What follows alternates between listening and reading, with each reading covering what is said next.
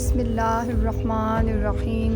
میرے پیارے ناظرین السلام علیکم۔ رسول پاک صلی اللہ علیہ وآلہ وسلم کی حضرت عائشہ صدیقہ رضی اللہ تعالیٰ عنہ کے لیے دعا۔ ایک دن رسول اکرم صلی اللہ علیہ وآلہ وسلم کی خدمت میں کسی نے چند کھجوریں ہدیہ کی، جن کی تعداد حدیث مبارک میں 9 یا 11 ہے۔ نبی اکرم صلی اللہ علیہ وآلہ وسلم اور حضرت عائشہ رضی اللہ تعالیٰ عنہ کئی دن کے فاقے سے تھے۔ بھوک کے باوجود حضرت عائشہ رضی اللہ تعالیٰ عنہ نے وہ کھجوریں خود نہ کھائیں بلکہ رسول اللہ صلی اللہ علیہ وآلہ وسلم کے لیے رکھ دیں۔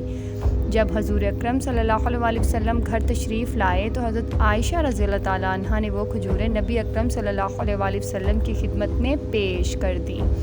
آپ صلی اللہ علیہ وآلہ وسلم نے وہ کھجوریں تناول فرمائیں، پھر بعد میں خیال آیا تو پوچھا، عائشہ تم نے بھی کچھ کھایا ہے؟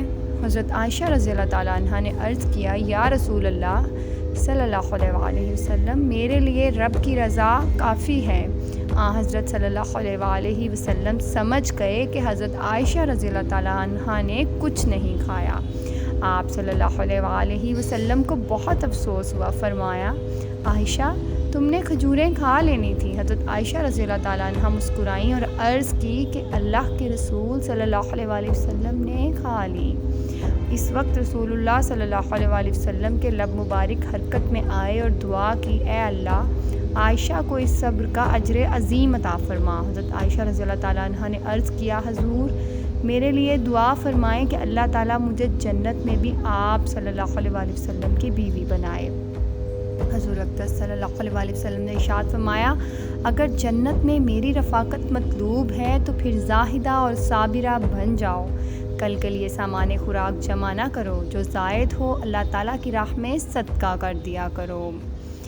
جزاک اللہ۔ اگر آپ کو ہماری یہ ویڈیو پسند آئی ہے تو اسے لائک اور شیئر ضرور کیجیے، اور ہماری اس طرح کی اور ویڈیوز دیکھنے کے لیے ہمارے چینل کو سبسکرائب کیجیے۔ جزاک اللہ۔